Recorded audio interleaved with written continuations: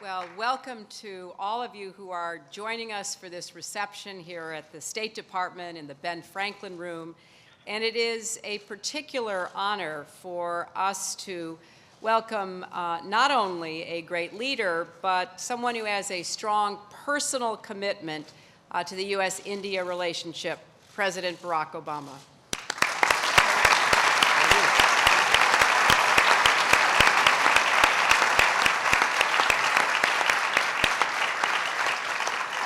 Mr. President, we've worked hard today, and we've actually been working hard ever since this strategic dialogue was agreed to between you and Prime Minister Singh. Many of the people you see before you are the people who are actually doing the work that make Minister Krishna and I look like we're fulfilling our responsibilities. But we so value this relationship. And I came across a quote which I think summarizes what we feel. Mark Twain once wrote, "India is the cradle of the human race, the birthplace of human speech, the mother of history, the grandmother of legend, and the great-grandmother of tradition." And I love the fact that it's mothers that...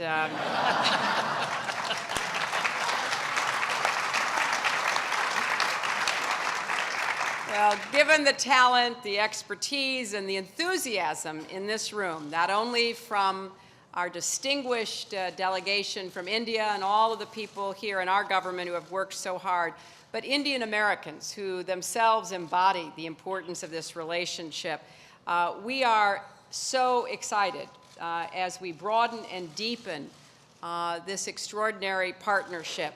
And now the real work begins. We're turning our ideas and our aspirations into actions and results and working to unleash the tremendous potential that exists for even greater opportunity, prosperity, and peace for the people of India and of the United States and of the world. Let me now introduce Minister Krishna, who has been a wonderful colleague, and ever since we announced this strategic dialogue during my visit last year, has been so supportive and enlisted the commitment of so many of the distinguished ministers and officials from the government of India. Please join me in welcoming Minister Krishna.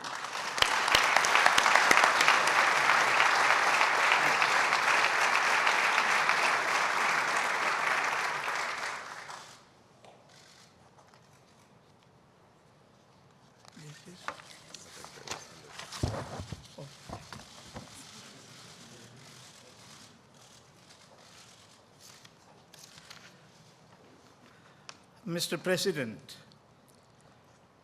last year, you and Prime Minister Manmohan Singh launched a new phase in the India-US global strategic partnership.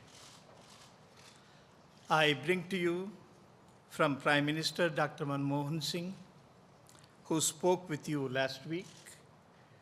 He has asked me to reiterate the importance he attaches to this strategic dialogue and his personal commitment to it as an instrument for strengthening our bilateral cooperation. He recalls very warmly his meeting with you at the successful Nuclear Security Summit in April 2010. He and over 1 billion citizens of India look forward to welcoming you and your family later this year. I am grateful for the warmth and gracious hospitality that has been extended by Secretary Clinton to me and to my colleagues and officers. Her commitment and involvement in working for a positive transformation of India-US relations has been a key factor in the achievement of the global strategic partnership that we have established today. Mr. President, we consider our mutually beneficial relationship with the United States to be one of our foremost foreign policy priorities. There are few relationships in the world that have so much potential as India-US relations, because I believe that our cooperation is not only for mutual benefit, but is destined to have a strong impact on global peace, prosperity, and stability in the 21st century. Mr. President, as India regains the momentum of our economic growth, new opportunities are emerging to empower rural communities, especially women. Time and again, we have seen in other developing countries, for example, in the pioneering efforts of Anne Siatoro, your late mother. Mr. President, in Indonesia, the transformational impact of innovation and microfinance, that is our hope for transforming our economy and society in an equitable, inclusive, and sustainable manner. My colleagues and I have had very productive meetings yesterday and today in our strategic dialogue. We reviewed progress in all areas of our ongoing cooperation and also focused on our vision and the roadmap for the future. We also discussed how we would work together to realize the immense potential of our cooperation across the spectrum of human endeavor, from strategic cooperation to sustainable growth and economic and developmental partnerships to achieve real benefits for our peoples and for the world. Mr. President, we are pleased that you, with your deep personal links with the Asia-Pacific region, are taking strong interest in the future of this rapidly evolving region.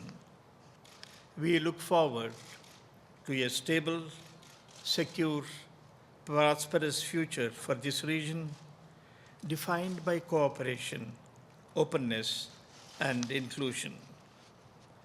A peaceful and stable South Asia is critical for our development and security. We believe that India can be a dependable anchor of the region's growth. We are supporting economic development and increasing trade and investment in several of our neighboring countries.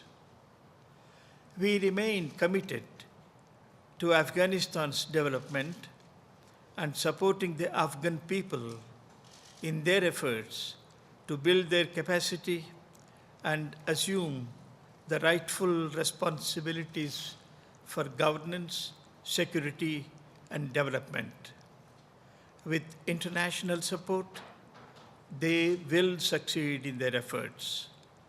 The United States have made great sacrifices in Afghanistan and invested heavily in Afghanistan and Pakistan. These are no ordinary commitments for the American people, as they promote the cause of peace and resist the evils of terrorism. My Prime Minister has consistently believed in the need for dialogue to seek a future of peace and cooperation with Pakistan. I will meet the Foreign Minister of Pakistan in Islamabad in the month of July. The trust deficit in relations between India and Pakistan needs to be specifically addressed, the continuing threat of terrorism is a cause of great concern for us in India. Mr. President, our agenda is rich and extensive. I thank you once again for your belief in and commitment to this relationship and look forward to your visit to India, where a very warm and heartfelt welcome awaits you and the family. Thank you so much, Mr. President. Thank you.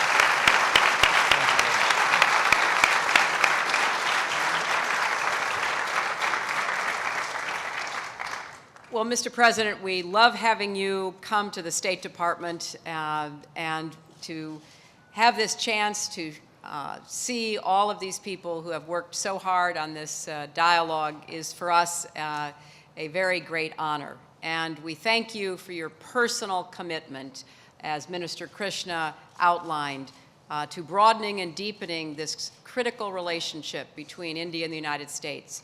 Ladies and gentlemen, please welcome the President of the United States.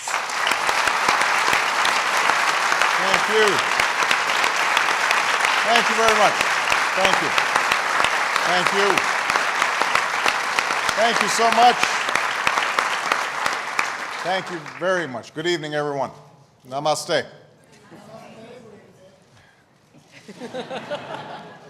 I want to thank Secretary Clinton for your outstanding leadership, and I want to thank Minister Krishna for both the kind words and the incredible work that you've put in to trying to strengthen even more and deepen even more the relationship between the two largest democracies in the world. Secretary Clinton, I think, as you may be aware, is a great admirer of India, and I know the sentiment is shared in return. In fact, I'm told that one of the Secretary's favorite restaurants in Delhi added a new item to the menu, the Hillary platter. This is true.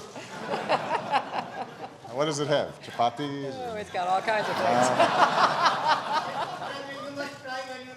I will try this. Now, it's been said, and Hillary alluded to this, that there are two kinds of people in the world: those who do the work and those who take the credit. There's a corollary to this saying: try to be in the first group because there's much less competition. It's a lot less crowded. Well, Prime Minister Singh and I are very proud to take credit for our two nations forging an unprecedented partnership through this strategic dialogue. But tonight I wanted to come by and express my gratitude to all of you, not only Secretary Clinton and Minister Krishna, but also everybody in attendance who are actually doing the hard work of advancing the goals that Prime Minister Singh and I set forward in our bilateral meetings. I want to not only thank Minister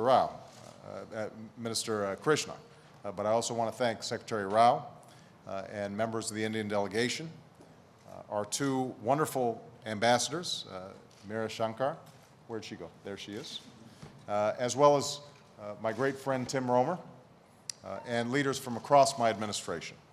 And I want to thank everybody who's here from India and the United States who works every day to bring our countries even closer together.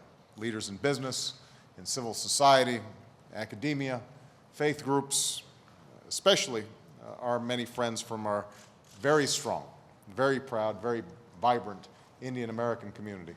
I was just telling Minister Krishna that right before I came here, I was congratulating the national spelling bee champion, who was a young Indian American young lady, and her parents could not have been prouder. And it just was a wonderful reminder of how strong the bonds between our two countries are. Michelle and I were honored to welcome Prime Minister Singh and Mrs. Kaur to the White House for the very first official state visit of my presidency.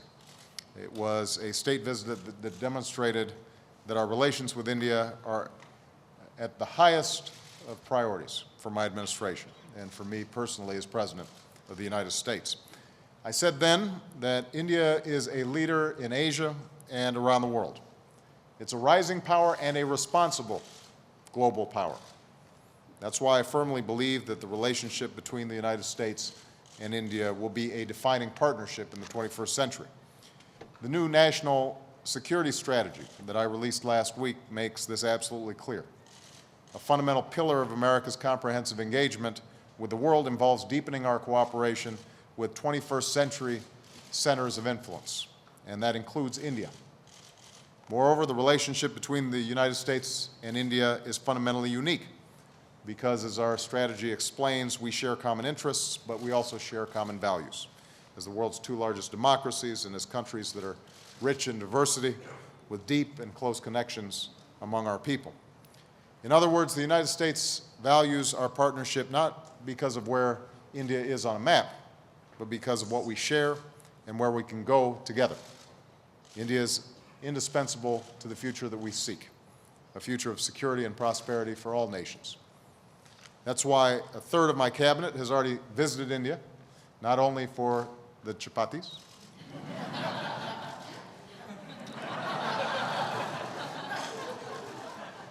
that is why officials from across my administration are part of this strategic dialogue. That's why I want to thank you for the progress that we've made together since Prime Minister Singh's visit. We're deepening our economic cooperation on finance and investment and the trade that creates jobs in both of our countries.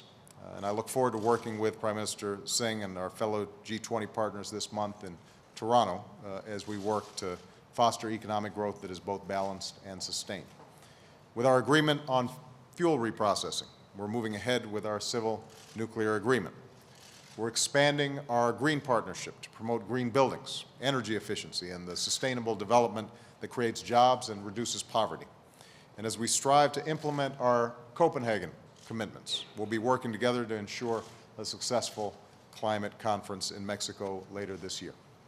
We're cooperating more closely than ever before against transnational threats. This includes, as Minister Krishna alluded to, making progress for the Afghan people and preventing terrorism, whether it's in Manhattan or in Mumbai. It includes securing vulnerable nuclear materials, a goal we advanced at our Nuclear Security Summit, where I thanked Prime Minister Singh for committing India to building a new center of excellence for nuclear energy and security. And our efforts include a stronger global non-proliferation regime where all nations live up to their obligations. We're broadening partnerships between our people, especially in science, technology, and global health. More students are taking advantage of our expanded Fulbright Nehru program. We're working to expand ties between our universities and community colleges, and we're partnering on agriculture and research to reduce global hunger and to share India's incredible progress with other countries. Finally, as global partners, we're going to sustain this momentum at the highest levels.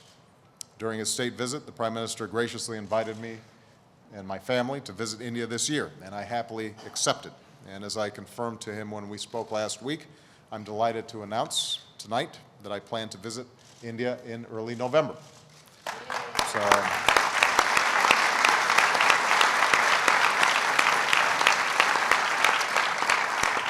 I look forward to advancing our partnership, to experiencing all that India and its people and its incredible ancient culture have to offer, and I intend to create an Obama platter.